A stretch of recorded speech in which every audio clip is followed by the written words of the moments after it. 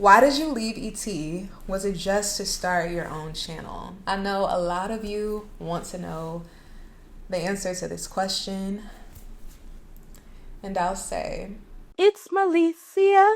Hi, beautiful people. Welcome to the party. Yeah! It's a party, it's a party, it's a party. Yes. I don't know what day it is, wherever you are, what time it is, but this is a celebration. You're at a party. Think of it like that. And you're at a party, but you're in the corner having a conversation with somebody you just, you're getting to know a little bit better. So think of this Q&A like that. I appreciate you so much. Hitting 10K subscribers after a major life change is special. And in my life personally, I am being more conscious about celebrating milestones, big or small, even if it's a little late. It's so crazy how many of your faces I haven't seen ever. And yet your support is playing such a huge role in my dreams becoming a reality. So I know I tell you this all the time. My love language is words of affirmation. So sometimes I have to say, okay, let me not be too lovey-dovey, but I love you and I appreciate you so much. And thank you for subscribing. If you haven't already, come on, join the community. We are creating something special and I'd love for you to be part of it. Hit the subscribe button below and turn those notifications on. Now, before we get into the Q&A, I will say this. And I'm speaking to myself as well, probably more than I'm speaking to you. This Q&A for me is a radical act of self-love and self-acceptance. I am going to answer these questions honestly. I pride myself on being authentic, but when I'm covering 90 Day or covering something else, I'm talking in that framework, right? And I know a lot of you come to just see the recaps, or if you're here, you probably come, to hang out with your friend, to me. But I just don't go too far into any direction. I try to keep my focus on the show for the most part. And here, I'm just gonna be me.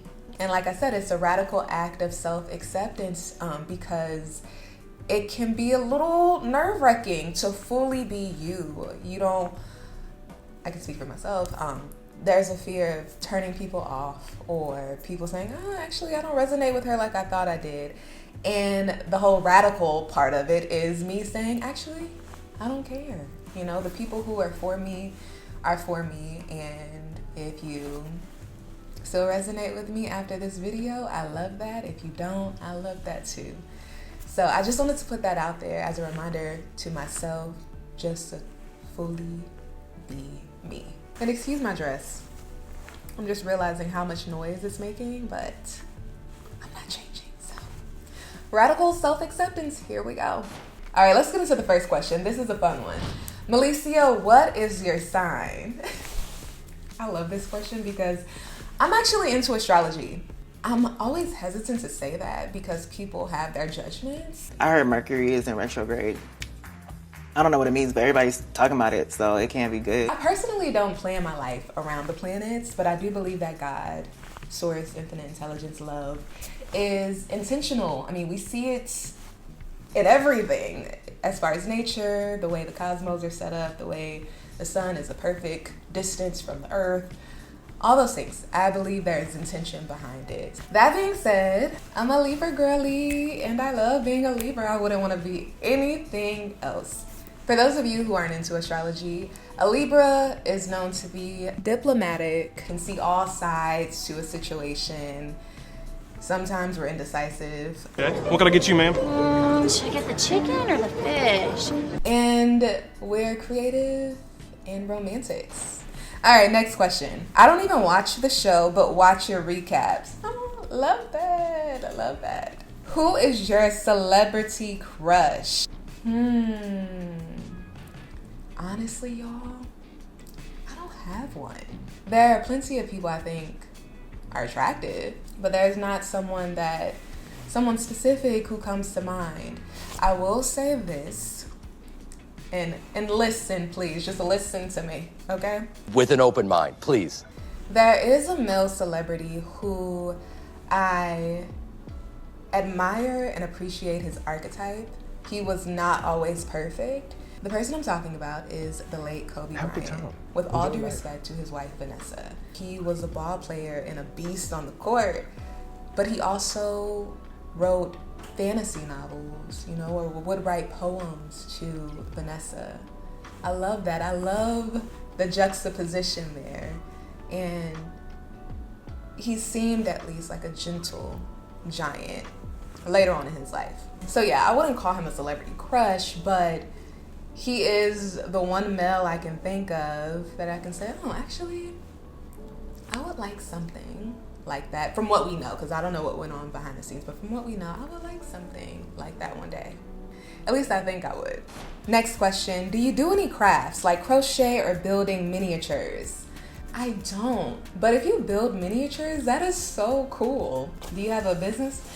I know you don't have to make a business out of all your hobbies, but if you do, and you make doll houses or something like that, let me know. I might need your services one day. All right, next question. What keeps you busy? Are you active?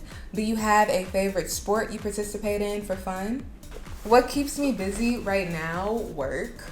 And as far as sports, I play golf. Woo-hoo-hoo! And I stay active by going to the gym as much as I can during the week. Which 90-day participant do you have a soft spot for? Probably Tyra. Y'all remember Tyra? It took him forever to accept that Carmela was a catfish. I still have that hope in my heart. But I was also maybe thinking, like, what if, like, Carmela was, like, in prison or something? But what about Christian, though? He pretended to be her. He could be her pimp. It was hard watching him have a hard time accepting the reality of situations. Maybe, you know, she got stuck in traffic, or maybe she ran out of gas or something. So I'm just trying to wait and see and stay positive. When I interviewed him, he was just giggling all over the place. I wonder how he's doing. Has he found love? I need to check in with Tyra. Hi, Malicia. I'm a 53-year-old woman, and with all due respect, are you married? Do you have kids, and how old are you? I kind of gave some of this answer away already, but let me go ahead and address it directly. I am 31 years old and proud of it. I do not have kids yet, and I am not married yet. I love this question because, one, if you know anybody, let me know, you know? But think of me as the friend or the sister or the cousin you really, really value, okay? I got out of a relationship a little over a year ago, and it was a relationship I was serious about. But I'm so glad that it didn't work out, because from that period up until now, I've just been on this journey of deep self-love. I've been healing wounds that I thought I worked through already. I've been coming to a place of a greater sense of self-worth and really embodying what I say I believe. And I do believe that like attracts like, and I'm excited at this point in my life because I am owning my full authentic self, because I am loving myself in just a deep way, in a way that I have not loved and valued myself before. I'm excited about who is going to enter my life at the right time. It's been such a beautiful journey, and I know there's like a lot of negativity, or, you know, the internets sometimes, and just, you know, things out there about being single over 30, and it's ridiculous because I have a few friends, we're really ambitious, and we're not married yet, and things are different for our generation too, millennials, and I would rather be single than be with someone who is not the best fit for who I am right now and who I'm going to become. So I'm in a good place. I'm in a good place right now, and I'm open. Y'all wish me love. Hey, Malicia. Hey. Where are you from? I am from a suburb right outside of Atlanta, Georgia, Stone Mountain, Georgia. Dr. Martin Luther King mentioned it in his I Have a Dream speech. We like to call it the east side of Atlanta. And yeah, I'm a Georgia peach. I'm a Georgia girl, ain't nothing like a Georgia girl, ain't nothing like a Georgia girl. If you know, you know that song.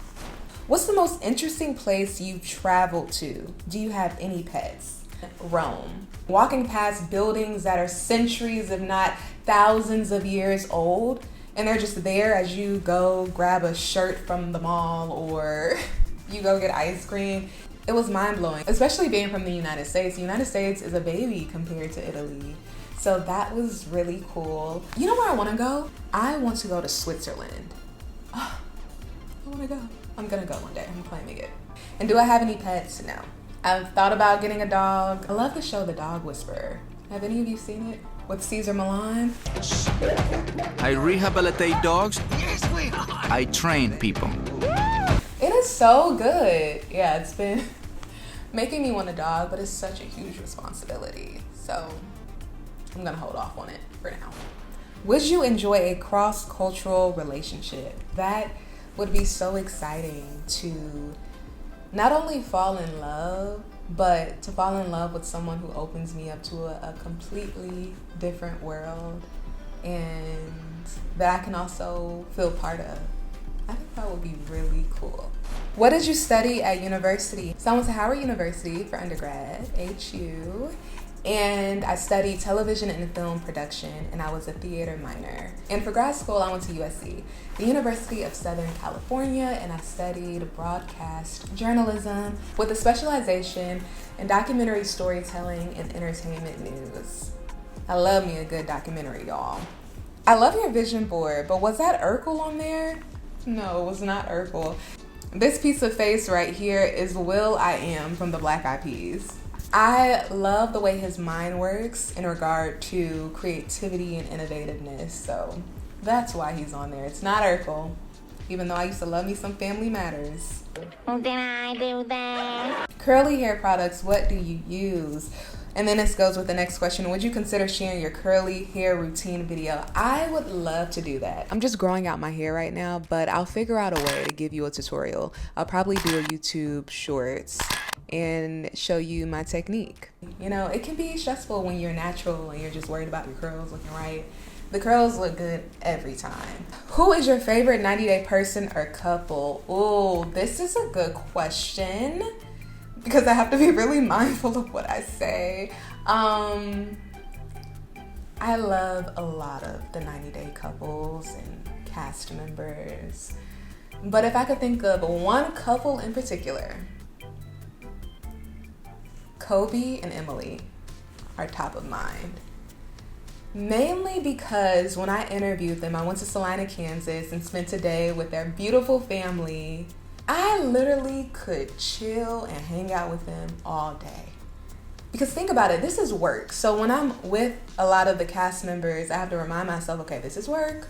Don't get too comfortable. Don't get too, friendly. These aren't your friends. They're colleagues in a sense. But if Emily would have given me one more s'mores cookie, I would have relaxed on that comfy couch they have in the basement and chilled with all those freaking adorable babies running around. At one point, I was hopping on the trampoline like a big kid with Kobe. Melissa, you're the best. And then we'll lay down and look at the sky and look at the butterflies flying around, and he'll tell me about this that's in the backyard, that's in the backyard. It didn't feel like work. And when my producer said, okay, Melissa, it's time to go, a part of me didn't want to leave. I felt so comfortable. And they're just genuine people. Genuine good people. And did I say their babies are freaking adorable? They're so cute. I love this question. Also, how are you not married? That goes back to what I was saying. Timing, I believe, is everything, right? And even building what I'm building now, and there's just certain levels of clarity that I am just now reaching to where it makes sense to why it hasn't happened yet. And I'm grateful that it hasn't, because that's a huge responsibility. And when it comes, of course, I'm gonna be very excited and happy, but I believe it will come at the right time. And I want it to come at the right time, no time sooner. What's your favorite 90-day season? Ooh, great question. You know what season I miss? 90 Day The Other Way Season 2 with Ji-hoon and Devin. And then Brittany and Yazan. Y'all remember Brittany and Yazan? Woo. Oh, I don't. How was I supposed to know that? I don't get it. I don't know. Oh my gosh, Brittany went to Jordan as her authentic self, fully. It's not like alcohol is not accepted here. Of course, I respect his culture and his choices, but at the same time, I am not Muslim. She did not mince any words. I missed that season. It was so funny. And if you were to host the 90-Day Tell-All, what would you do differently than Sean? Okay, journalist. I feel like I'm being interviewed right now, so that is a good question. Interestingly enough, guys, when I was at USC in grad school, I had a show called Boss Moves. No one watched it, but it was my show about boss women in the industry. And I don't know how I found Sean's contact, but I found it. And she actually called me one day. Like, she reached back out after I reached out to her. And she just was giving me advice. And I included her quotes as a part of my show. And it's just so ironic that years later, we're working in the same sphere, you know?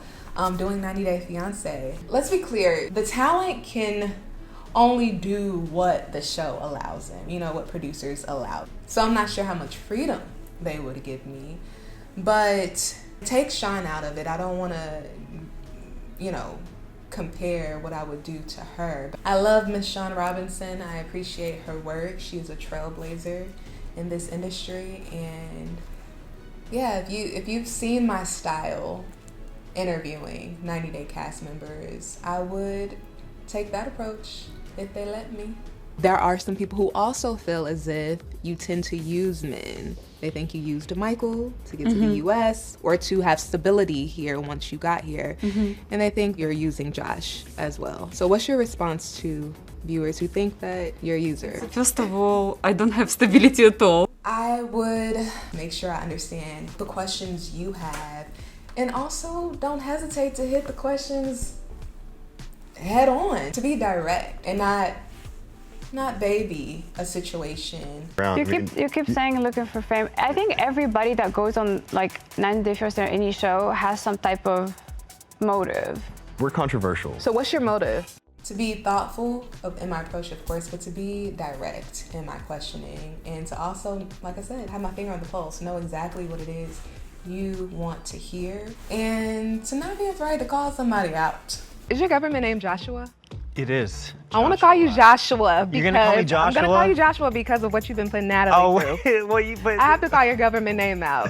Is that serious? I think we should get through the interview, and if you still feel that way, then we'll talk. 20 minutes later. Do you feel like you wasted Natalie's time? Next question. Come on. Have you ever met Tamron Hall? You two remind me of one another.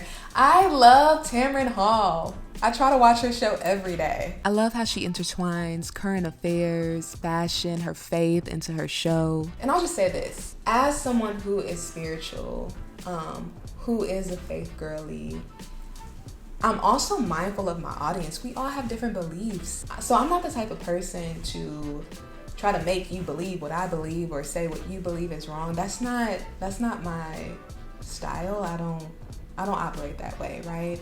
And I think Tamron does a great job as a TV host, making that clear, but also standing in her full truth that this is how she chooses to live her life. Speaking of, is Angela really the worst cast member on 90 Day Fiancé? And how was it when you met her for the first time? Oof, that's a tough one. I think it really depends on how you define worst. There are some other cast members who have done some disturbing things. So, yeah, I'm not sure who comes first, but she's definitely one of the most controversial, if not the most controversial. When I first met her, it was during the pandemic, and she was a delight. She was enjoyable to talk to. I was in Georgia at the time, and she lives in Georgia as well. And I told her that I was in Atlanta, and she said, "Oh, I'm coming to Atlanta this weekend. We should hang out." The producer had to jump in and say, okay. But just very that Mima. it was Meemaw vibes. She was so kind and sweet, and she would just, you know, shower me with love and compliments, and it was a really nice experience. But I guess with time and with the show and everything that went down and with some of my recaps, she saw some of them and her feelings about me changed. And that's the thing too. It's interesting navigating being honest when I share my opinions, and also navigating the relationships with the cast members. I try to take the approach of, look at me as your friend who's gonna tell you the truth even when it hurts. And it's my truth, right? It's my opinion, even if it hurts, you know. But there are just some things that were unacceptable that happened, and I shared my honest opinion on them, and yeah, I guess she heard it. And apparently she doesn't want to talk to me again. But, you know, that's cool. Ooh, where did the time go? Okay, I'm sorry, y'all. This got way too long. The party isn't over, but we have to stop the video here. Stay tuned for part 2, where I'll be answering the rest of your questions. Love ya.